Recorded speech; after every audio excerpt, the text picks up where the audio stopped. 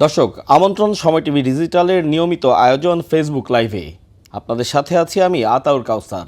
আপনারা জানেন ফেসবুক লাইভে আমরা কোনো একটি বা একাধিক অর্থাৎ দিনের যে গুরুত্বপূর্ণ নিউজগুলো থাকে সে এক বা একাধিক নিউজের বিশ্লেষণধর্মী আলোচনা এই ফেসবুক লাইভের মাধ্যমে আমরা আপনাদের কাছে তুলে ধরি।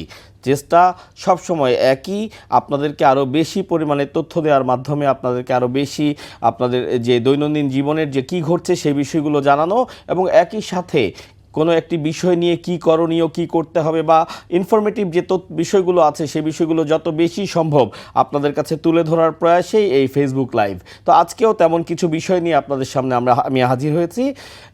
প্রায় যে ঘটনাগুলো আমাদের সামনে আসে, বিভিন্ন অভিযোগ আমাদের সামনে আসে, এ ধরনের একটি অন্যতম অভিযোগ আমাদের কাছে আসে বিভিন্ন থানা নিয়ে। বিভিন্ন মানুষজন আমাদের কাছে অভিযোগ করেন যে তিনি কোনো একটি বিষয় নিয়ে থানায় গিয়েছিলেন, থানায় তিনি মামলা করতে গিয়েছেন, কিন্তু সেই থানায় তার বিরুদ্ধে বা যার বিরুদ্ধে তিনি মামলাটি করতে গিয়েছেন সেই মামলাটি নেয়নি। মামলা না নিয়ে তাকে বলেছেন যে একটি অভিযোগ দিয়ে যেতে, এবং সেই অভিযোগের অনেক সময় কোনো রিসিভিং কপিও তাকে দেওয়া হয় না। সাদা কাগজে একটি অভিযোগনামা লিখে সেই অভিযোগটি রেখে দেওয়া হয়। পরবর্তীতে একজন সাব ইন্সপেক্টরকে দায়িত্ব দেওয়া হয় সেই অভিযোগটি তদন্ত করতে, এবং তদন্তের পরে যদি কর্তৃপক্ষ মনে করে যে এই বিষয়টি আসলে মামলায় রূপ দেওয়া সম্ভব বা মামলায় রূপ দেওয়া যাবে, তারপরেই বিষয়টি আসলে মামলার দিকে যায়। না হলে এই কাগজটি আসলে ডাস্টবিনে ফেলে দেওয়া হয়, এই কাগজটির আর কোনো অস্তিত্ব থাকে না। পরবর্তীতে 20-25 দিন পরে যিনি ভুক্তভোগী তিনি একসময় খোঁজ নিয়ে জানতে পারেন যে তার অভিযোগটি আসলে মামলায় রূপান্তরিত হয়নি। তো এই যে অভিযোগ বিভিন্ন সময় আমাদের কাছে এসে থাকে, আজকে আমরা একটি সুযোগ পেয়েছিলাম পুলিশের মহাপরিদর্শক অর্থাৎ পুলিশের আইজিপির সাথে একটি মতবিনিময় সভা, একটি সংবাদ সম্মেলন হয়েছিল।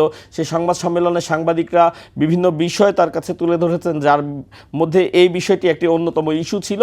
তো সেই বিষয়ে তিনি একটি বক্তব্য দিয়েছেন, আমরা দেখতে চাই তার সেই বক্তব্যটি। সেখানে আসলে বিস্তারিত বোঝা যাবে তিনি কি বলছিলেন। বেশ কয়েকটা থানার ভারপ্রাপ্ত কর্মকর্তাকে বিভাগীয় মামলায় রুজু করেছি তার বিরুদ্ধে। এই অভিযোগে যে উনি অভিযোগ পেয়ে সেটা মামলা না করে প্রাথমিক অনুসন্ধানের জন্য সাব ইন্সপেক্টরকে দিয়ে দিয়েছেন, এর কোনো সুযোগই নেই। দর্শক, যেমনটি আমি বলছিলাম যে এর আসলে কোনো সুযোগ নেই, এবং এই বক্তব্যটি আমরা পুলিশ প্রধানের কাছ থেকে পেয়েছি। পুলিশ প্রধান দ্ব্যর্থহীন ভাষায় খুবই স্পষ্টভাবে বলেছেন যে এ ধরনের ঘটনার কোনো সুযোগই নেই। তিনি একজন ওসি বা থানার ভারপ্রাপ্ত কর্মকর্তা কেউ যদি মামলা দিতে যান তাহলে তার মামলা নিতে হবে।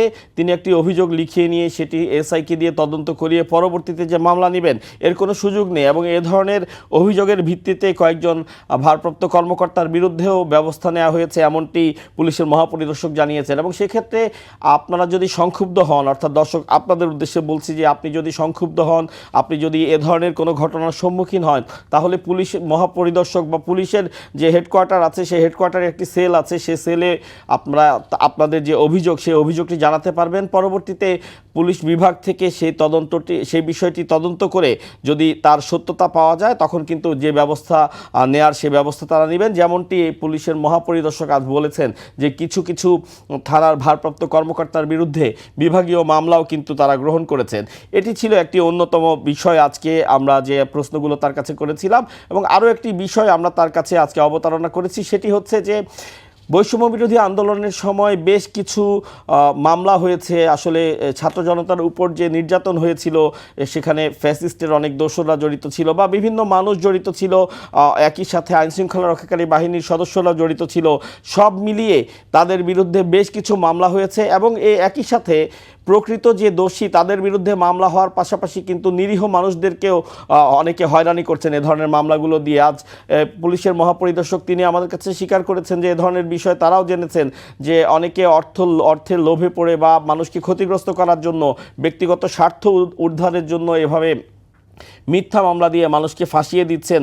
এবং এই যে একটি সমস্যা, এই সমস্যাটি বিভিন্ন সময় আমাদের কাছেও মানুষজন এসে তারা ভুক্তভোগী, তারা জানান যে আসলে তাকে তার পরিবারের কাউকে বা তার কোনো স্বজনকে কেউ বা কারা এ ধরনের মিথ্যা মামলায় ফাঁসিয়ে দিয়েছে। এখন বলছে যে যদি একটি মোটা অঙ্কের টাকা দেওয়া হয় তাহলে তার নাম সেই মামলা থেকে কাটানোর ব্যবস্থা তারা করবেন। অর্থাৎ এ ধরনের যে বিভিন্ন অভিযোগ আছে সেই অভিযোগটিও আজ আমরা পুলিশের মহাপরিদর্শক বরাবর তুলেছিলাম। তো সেক্ষেত্রে তিনিও এই বিষয়টি খুব সুন্দরভাবে ব্যাখ্যা করেছেন যে কেউ যদি মিথ্যা মামলায় কাউকে ফাঁসানো হয় তাহলে আসলে তার সামনে করণীয় কী থাকে। তো সেই বিষয়টিও আসলে চলুন আমরা শুনে শুনে আসি পুলিশ মহাপরিদর্শকের মুখ থেকেই।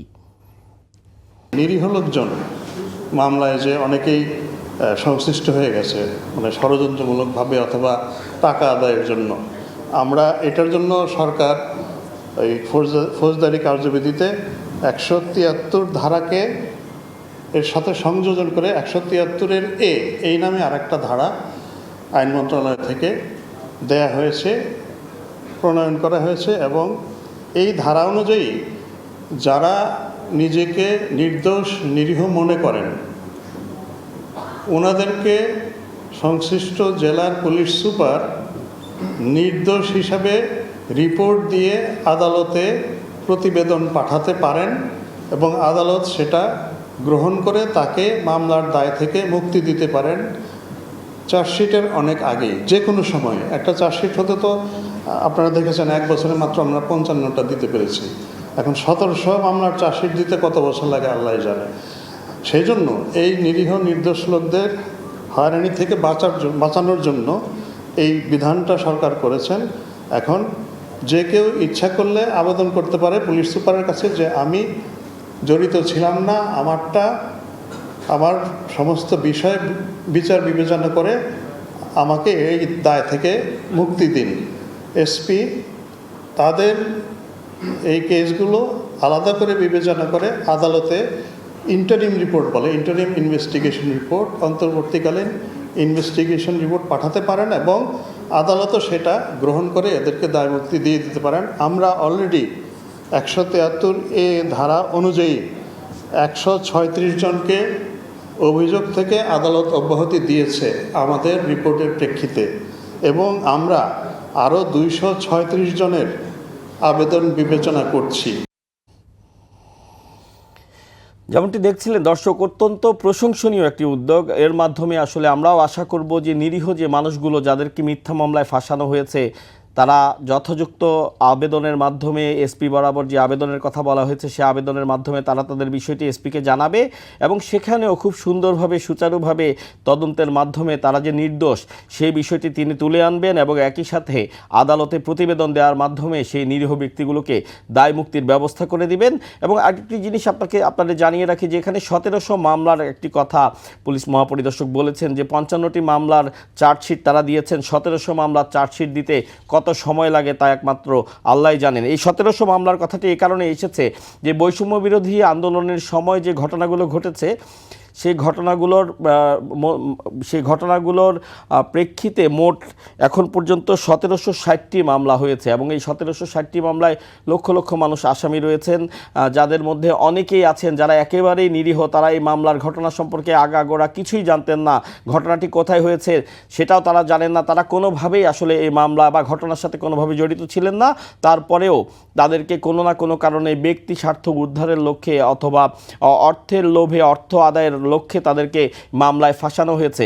এ ধরনের ঘটনা আছে এবং অধিকাংশ ক্ষেত্রেও আমরা দেখেছি বিভিন্ন ব্যবসায়ীকে, যারা নিছক ব্যবসায়ী তাদেরকে অর্থের লোভে আসলে এ ধরনের বেশ কিছু মামলায় ফাঁসানো হয়েছে, এমন বিভিন্ন ঘটনা ইতিপূর্বে উঠেও এসেছে এবং যার একটি প্রমাণ পুলিশ মহাপরিদর্শকের বক্তব্যেও উঠে এসেছে যে অনেককেই আসলে তারা যে নিরীহ সেটি পুলিশ সুপার তদন্তে বের করতে পেরেছেন এবং পরবর্তীতে আদালতে সে প্রতিবেদন দেওয়ার মাধ্যমে দায় মুক্তি তারা পেয়েছেন।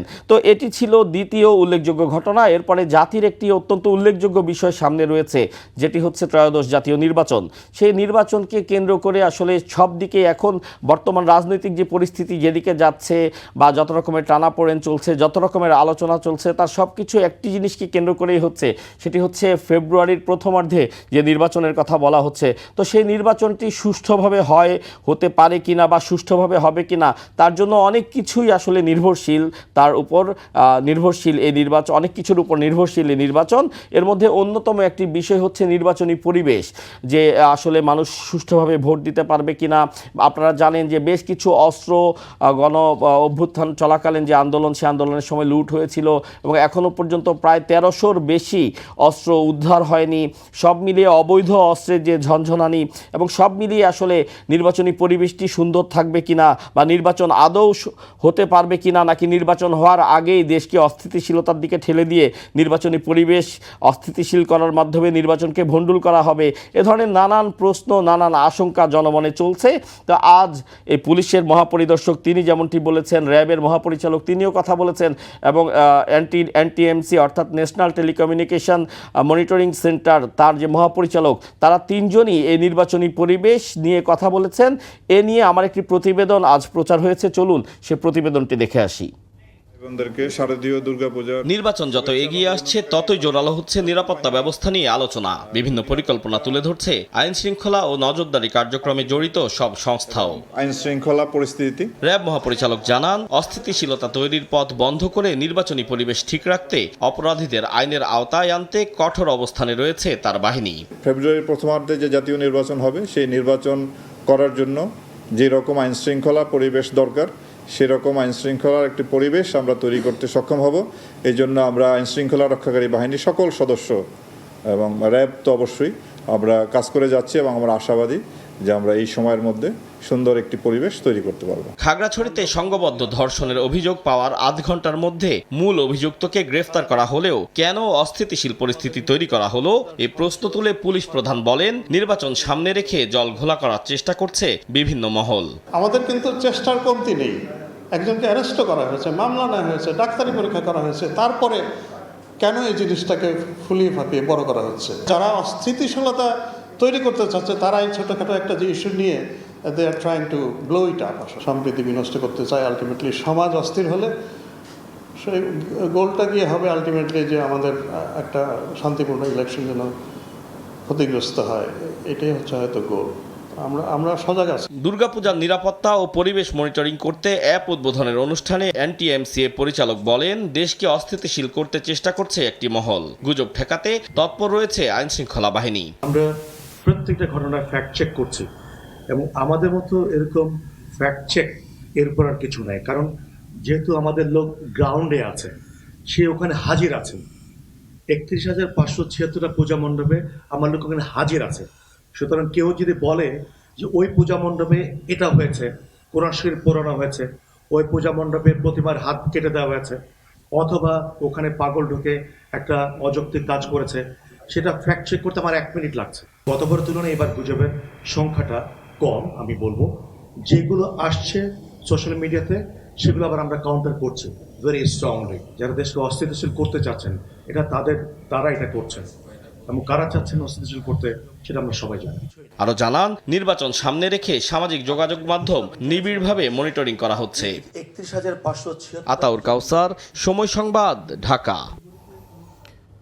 দর্শক, প্রতিবেদনটি দেখলেন। এখানে যে বিষয়টি আমি প্রতিবেদনটি প্রচারের আগে বা প্রতিবেদনটি দেখানোর আগে বলছিলাম যে নির্বাচনী পরিবেশ অর্থাৎ ফেব্রুয়ারির প্রথমার্ধে যে নির্বাচন হবে সে নির্বাচন যাতে অনুষ্ঠিতই হতে না পারে এ ধরনের চিন্তাভাবনায় আসলে অনেকগুলো গোষ্ঠী কাজ করছে এবং তাদের লক্ষ্য যে দেশে একটি অস্থিতিশীল পরিস্থিতি সৃষ্টির মাধ্যমে যাতে সেই নির্বাচনের দিকেই দেশ আর যেতে না পারে, তার আগেই দেশ অস্থিতিশীল হয়ে যায়, এমনটি আসলে অভিযোগ আছেন এবং এমন কথাই আসলে আজ পুলিশের মহাপরিদর্শক, র্যাবের মহাপরিচালক এবং এনটিএমসির মহাপরিচালক তারা প্রত্যেকেই বলেছেন। এবং গুজবের যে কথাটি বলেছেন সেটি একটু ব্যাখ্যা করতে চাই যে বর্তমানে শারদীয় দুর্গোৎসব হচ্ছে এবং এই শারদীয় দুর্গাপূজা উপলক্ষে আইনশৃঙ্খলা রক্ষাকারী বাহিনী অত্যন্ত সজাগ রয়েছেন, কারণ বিভিন্ন সময় অতীতেও দেখা গেছে যে কিছু গোষ্ঠী তারা এই শারদীয় দুর্গাপূজার সময় বা বিভিন্ন পূজার সময় এ ধরনের কোনো ঘটনার অবতারণা করেন অথবা সুযোগ নেন, যার প্রেক্ষিতে বাংলাদেশে যুগ যুগ ধরে চলে আসা যে সুন্দর সাম্প্রদায়িক সম্প্রীতি সেটা নষ্ট হয় এবং বিশ্বের কাছে বাংলাদেশ নানাভাবে হেয় প্রতিপন্ন হয়, সেটি আসলে তাদের লক্ষ্য থাকে এবং যার কারণেই তারা এবারও হয়তো চেষ্টা করবেন যে বিভিন্নভাবে কোনোভাবে সাম্প্রদায়িক সম্প্রীতি নষ্ট করা হোক। যার কারণেই আইনশৃঙ্খলা রক্ষাকারী বাহিনী তারা অত্যন্ত সজাগ রয়েছেন এবং তারা বলছেন যে কোনোভাবেই এই সাম্প্রদায়িক সম্প্রীতি কোনোভাবে তারা বিনষ্ট করতে দেবেন না। এবং যার কারণেই এই যে এনটিএমসির মহাপরিচালক বলছেন যে বিভিন্ন গুজব যদি ছড়ানো হয় সেটি তারা প্রত্যেকটি পূজা মণ্ডপে তাদের লোকজন আছে, অর্থাৎ কেউ গুজব ছড়ালেই তারা সাথে সাথে সেই বিষয়টি চেক করতে পারছেন যে আসলে এমন কোনো ঘটনা ঘটেছে কিনা, এবং যদি সেই ঘটনাটি না ঘটে থাকে তাহলে তাৎক্ষণিক সামাজিক যোগাযোগ মাধ্যমের তারা সেই বিষয়টি তুলে ধরার মাধ্যমে সেই গুজবটি যে মিথ্যা এটি তারা প্রমাণ করছেন। এর মাধ্যমে সাম্প্রদায়িক সম্প্রীতি বিনষ্ট যাতে না হয় সেজন্য তারা চেষ্টা করছেন। এবং মহাপরিচালক এবং র্যাবের মহাপরিচালক এবং পুলিশের মহাপরিদর্শক তাদের কথা বলেই শেষ করতে চাই আজকের এই আলোচনা। তারা বলছিলেন যে নির্বাচনের পরিবেশ কোনোভাবেই নষ্ট হতে দেবেন না তারা, এবং নির্বাচনে অত্যন্ত সক্ষমতার সাথেই আইন শৃঙ্খলা পরিস্থিতি তারা ঠিক রাখবেন। এবং র্যাবের মহাপরিচালক কিছু পরিসংখ্যান দিয়েছেন, সেটি দিয়ে শেষ করতে চাই। তিনি বলছেন যে এবছরের জানুয়ারি থেকে এখন পর্যন্ত মোট 1872টি হত্যা মামলার 1872 জন হত্যা মামলার আসামি তারা গ্রেফতার করেছেন। ধর্ষণ, নারী নির্যাতনের 667 জন আসামি তারা গ্রেফতার করেছেন। ডাকাত চক্রের 443 জন আসামি গ্রেফতার করেছেন এবং অন্যান্য আরও মামলা মিলিয়ে মোট 9559 জন আসামি গ্রেফতার করেছেন। একই সাথে মাদকের সাথে সংশ্লিষ্ট যে সকল আসামি রয়েছে তাদেরকেও তারা গ্রেফতার করেছেন এবং প্রচুর অস্ত্র তারা উদ্ধার করেছেন। শুধু এই চলতি মাসেই তারা এখন পর্যন্ত মোট 76টি অস্ত্র উদ্ধার করেছেন, অবৈধ অস্ত্র, এবং 28 জন অস্ত্র মামলার আসামিকে গ্রেফতার করেছেন। এবং একই সাথে জানুয়ারি থেকে সেপ্টেম্বর পর্যন্ত 321টি অবৈধ অস্ত্র তারা উদ্ধার করেছেন। এই পরিসংখ্যানটি দিয়ে তিনি বোঝাতে চাচ্ছেন যে এই যে অবৈধ অস্ত্র উদ্ধারে তাদের যে কাজ সেটি কিন্তু থেমে নেই, এবং তিনি প্রত্যয় ব্যক্ত করেছেন যে নির্বাচনের আগে তারা আশাবাদী যে অবৈধ অস্ত্রগুলো এখনও বাইরে রয়েছে তার অধিকাংশই তারা উদ্ধার করবেন এবং অপরাধীদেরকে গ্রেফতারের মাধ্যমে খুব সুন্দর সুশৃঙ্খল একটি নির্বাচন যাতে দেশকে উপহার দেওয়া যায় সে লক্ষ্যে তারা কাজ করবেন, এবং তারা আশাবাদী যে সে লক্ষ্যে তারা অবশ্যই সফল হবেন। আমরাও আশা করছি সুন্দর একটি নির্বাচন হবে এবং সুশৃঙ্খল নির্বাচনের মাধ্যমে দেশ আরও এগিয়ে যাবে। আমি, আপনি, আপনারা সবাই সুন্দরভাবে শান্তিপূর্ণভাবেই দেশে বসবাস করতে পারবো, সকলের সাথে সকলের সম্প্রীতি বজায় থাকবে। এ আশা করে শেষ করছি আমাদের আজকের ফেসবুক লাইভ, অর্থাৎ সময় টিভি ডিজিটালের যে নিয়মিত আয়োজন। দেখা হবে পরবর্তীতে অন্য কোনো একটি আয়োজনে।